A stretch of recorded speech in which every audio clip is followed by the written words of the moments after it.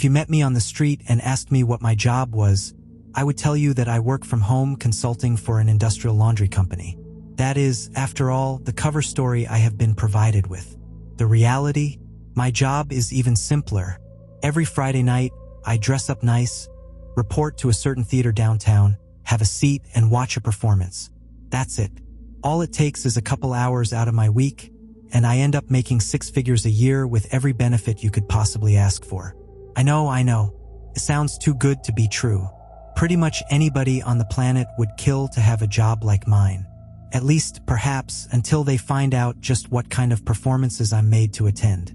Before I start, though, I need you to keep in mind that I'm a good person. I donate thousands to the Rainforest Fund out of every paycheck, and me and my kids volunteer at the food bank weekly. I'm a devout believer, and I'm going to heaven when I die. After all, I myself have never hurt anybody, never raised a hand to injure any living soul. How could you possibly call me a sinner when all I ever do is watch? It started about 3 years ago, when their job offers found me when I was at my most desperate. All I was told was, every Friday night, I would attend a performance at my city's fanciest theater. That was it. I was baffled at first. What the hell do I know about theater or ballet or orchestras? Had they gotten me mixed up with some big-shot critic? During our talk on the phone, however, they politely reassured me that no critical ability would be required. All we ask, they said, is for you to be there to bear witness. Everything about it screamed scam, but I figured, what the hell? Worst case scenario, I listen to a pitch for some MLM or timeshare, politely decline, and then walk out with some pocket money. I was baffled when I pulled up to the theater. Dozens, maybe even hundreds of people were streaming in, all in nice suits and gorgeous gowns. I'd thrown on the fanciest clothes I could afford, yet I still felt severely underdressed. The theater was totally rented out by my employer, and only my fellow co-workers were allowed in. How much could it have cost to hire such a massive crowd just to attend this one performance? Who could possibly bankroll something like this?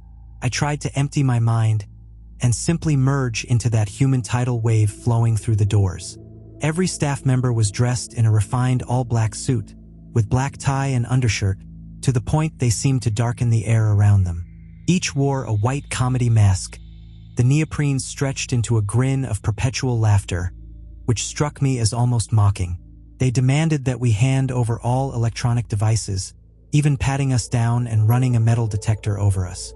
Then they reminded all attending not to leave their seats under any circumstances during the performance, recommending we take bathroom breaks before the show started, and to remain quiet and to keep our eyes open. They kept repeating the same mantra: no distractions, no diversions, no lapses in concentration. Remember, you are here to bear witness. If I'd been alone, I would have left right then and there. There was a tickling in the back of my brain, some primate part of me screaming that there was something terribly wrong here. But mob mentality is a hell of a thing. Everybody else seemed calm, nonplussed, handed their phones over without a fuss. There were a few holdouts, probably other newbies like me, but eventually they, too, relented. If everyone else is going along with it, I figured, why shouldn't I? Who wants to be the one single paranoid bastard who missed out on an easy paycheck? Stepping into a gorgeous theater like something out of 3 centuries ago, I was most struck by the make of the stage.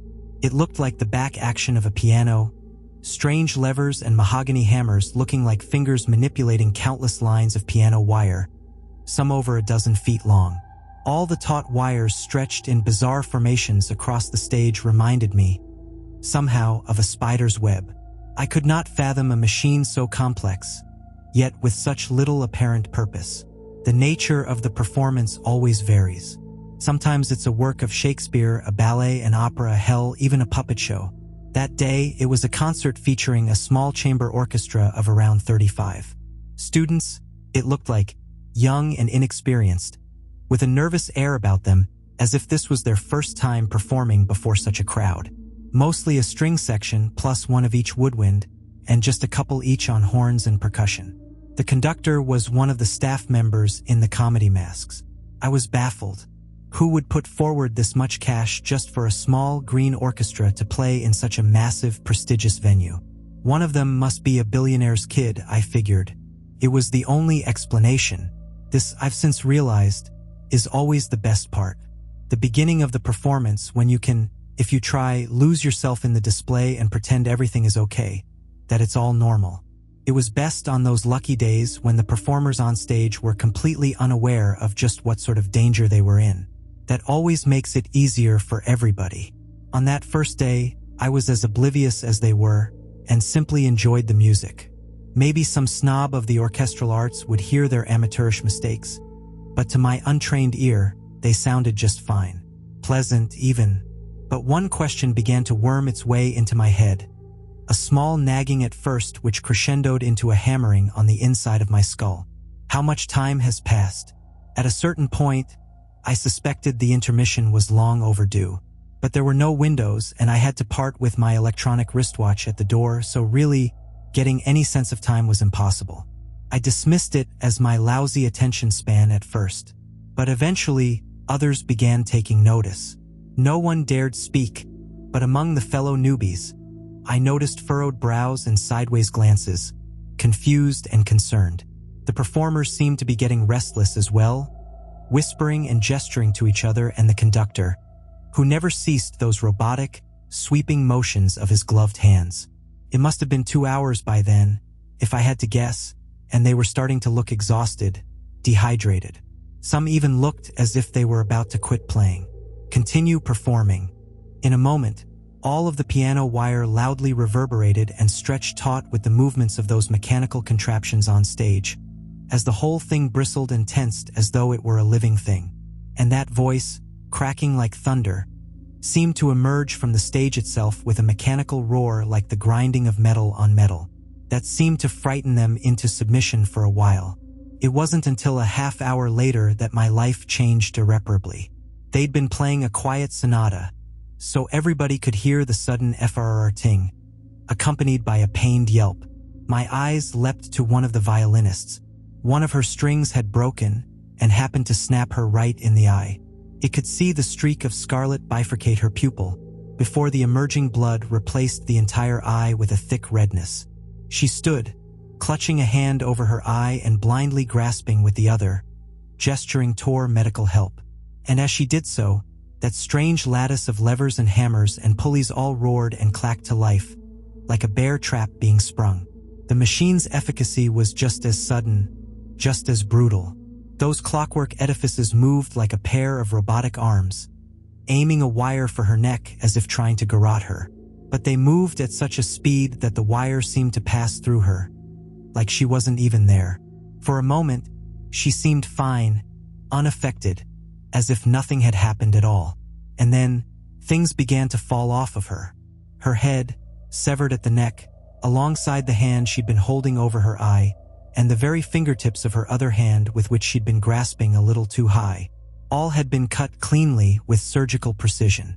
Time seemed to slow as they all went clattering wetly to the floor, and the girl's body soon followed, as if it took a few moments for gravity to set in. Or perhaps, for her body to realize she was dead. It happened so fast, it was hard to be properly horrified. It was more like, maybe. Everybody stared at the chunks of meat that had once been a promising young woman with hopes and dreams.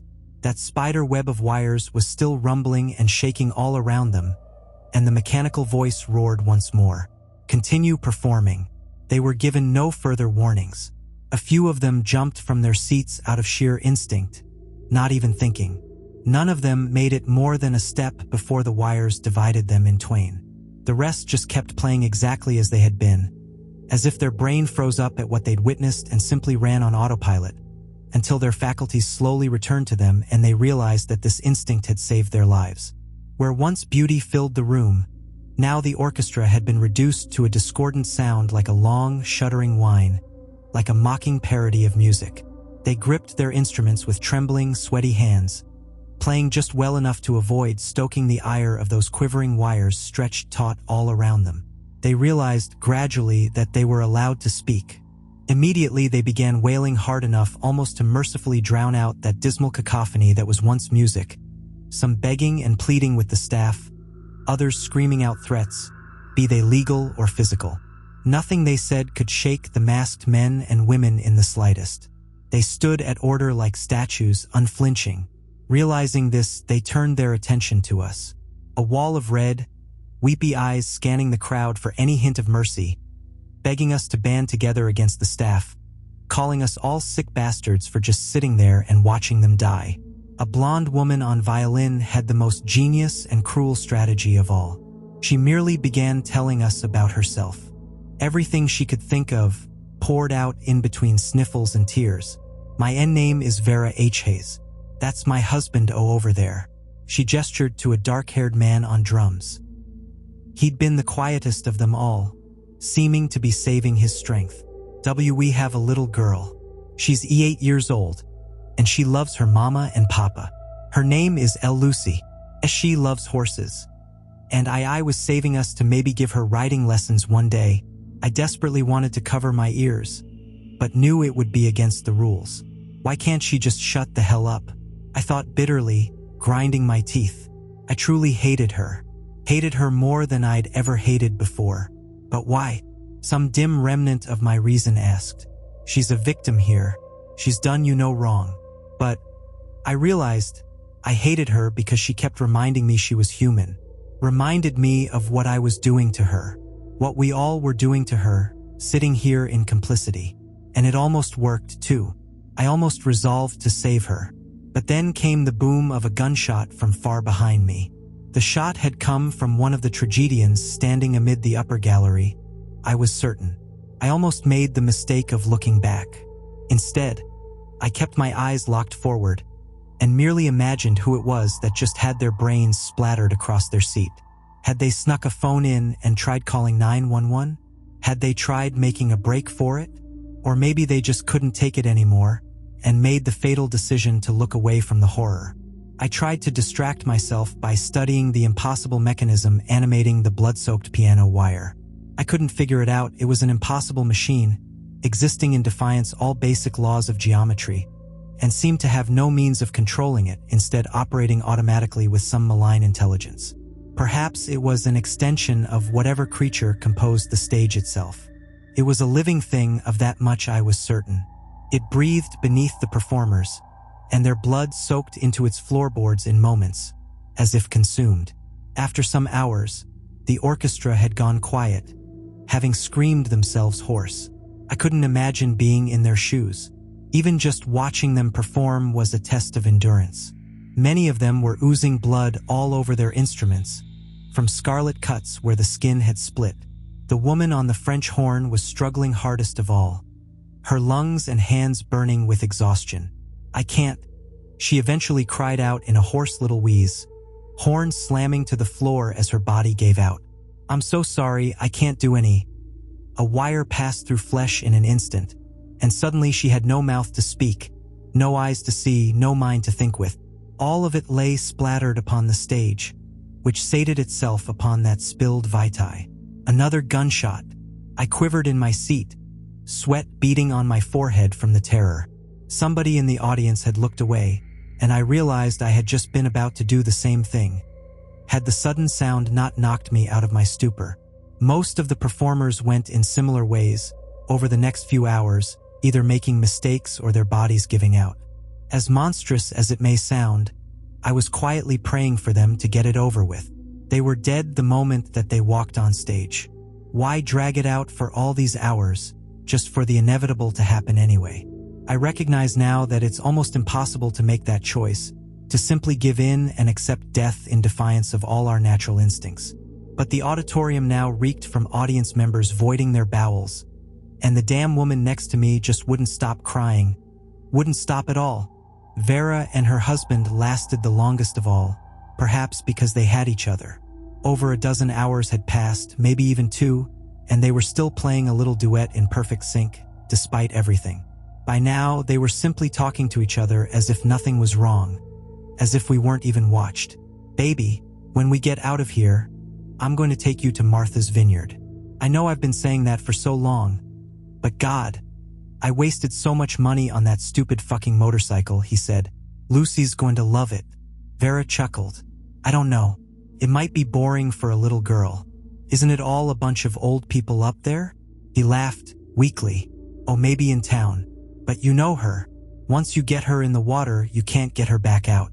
She's a natural-born swimmer, I swear. Think we'll see her in the Olympics someday? Haha. It was surreal to watch, like I was peeking in on a private conversation a couple was having in their own home. But I could tell both of them were trying to maintain some illusion of normalcy, anything to keep themselves psychologically intact as the hours pass. Even as they tried to smile and laugh, there was a quiver in their tone, a desperation, a fear of what might happen if there was a single break in the conversation. A lot of what they said was too personal to relay here. They went into old regrets, past mistakes, resolved every argument they ever had in all their years together. It was like they wanted to make sure they said everything they had to say before the end came. I think I owe them at least their privacy. But the husband was slowly deteriorating. He'd moved too quick, caught the symbol with his hand, leaving a wide gash along his palm that was gushing blood at a terrifying rate.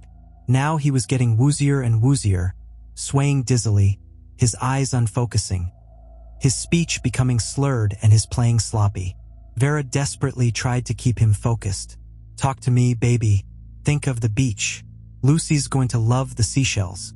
She'll pick her favorite and put it on that little stand in her room with all her little trophies.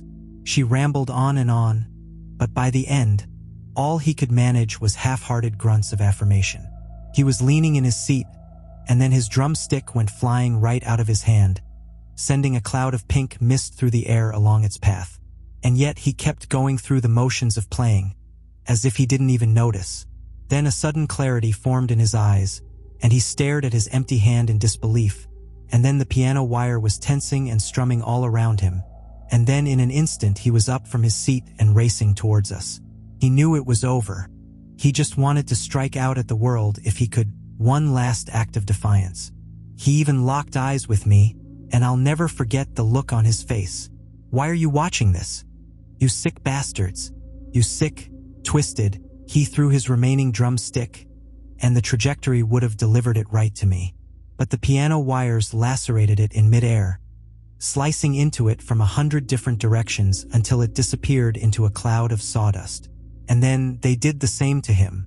Vera didn't scream or sob. She just tensed and let out the tiniest little gasp, like when you're at the doctor's and know the shot is inevitable, but it still stings anyway. And then she was all alone. She looked at us like she wanted to speak, wanted to say something, to express what was happening inside her. But what was there left to say? She'd spent almost a full day screaming herself hoarse with every combination of words she could think of. None of it helped. None of it meant anything.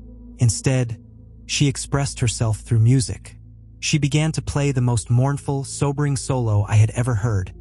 One I knew she making up as she went along. One with which she communicated those parts of herself that words could not encompass. She stared us all down, eyes red and bloodshot, making eye contact individually as if to remind us that we were not a shapeless mass, that we were all individually responsible. I only barely remember the sound of it now, as if I'd heard it in a dream, and yet even now the memory tears at my heart. She performed for what felt like an eternity. And then, in the end, she slowly, calmly set down her violin, stood up and took a bow, and then she was unmade. Everyone stood up around me all of a sudden, and I was immediately caught up in it too, performing a standing ovation that dragged on and on. We screamed, shouted, cried, threw things, smashed our fists against seats, tore at our hair, laughed and danced with each other. It was the ultimate catharsis after all that silence, after a full day of holding it all in. Never before had I felt so connected to a crowd of people on some deep spiritual level. We marched out of the theater, stumbling like a procession of ghouls with blank faces and tired eyes. The staff were as polite as ever, thanking us for attending the performance and hoping that we enjoyed the show. Some were dragging the bodies of shot audience members out of the theater. As I finally emerged into the outside world, I was stunned to find it was still the same night I had entered. At least 20 hours had passed inside that theater. I was sure of it, but for the outside world, only 2 hours had passed. Exactly the duration listed on their job offer. I'd never been explicitly told not to reveal what I'd seen there, and now I knew why. Nobody believed me, or worse, maybe they were covering it up. I swear to God, The police dispatcher laughed at me over the phone. I swore I'd never go back. I'd been part of something evil, something unfathomable, and it would haunt me forever. But the next year was one of constant desperation, debt climbing as job opportunities declined at equal rates. I held out for about a year, but eventually I gave in. And to my horror, the next performance was easier now that I knew what to expect. And then the next was easier still, and the next. The performance is always different, but the end result is always the same. I have to remind myself that I'm not culpable for what they're doing there. All I do is watch. We watch people die every day in the news and online, people suffering horrible fates often in places our own countries help to destabilize. How are my actions any different, really? We all have to accept that terrible things happen in this world, and all we can do about them is either look away or look the horror right in the eye. Is choosing to look away more moral, or is it only more cowardly? And besides, wouldn't it be worse for them if there wasn't an audience? If they had to die there in the dark, alone? No one seeing, no one caring, no one remembering. After all, someone has to bear witness.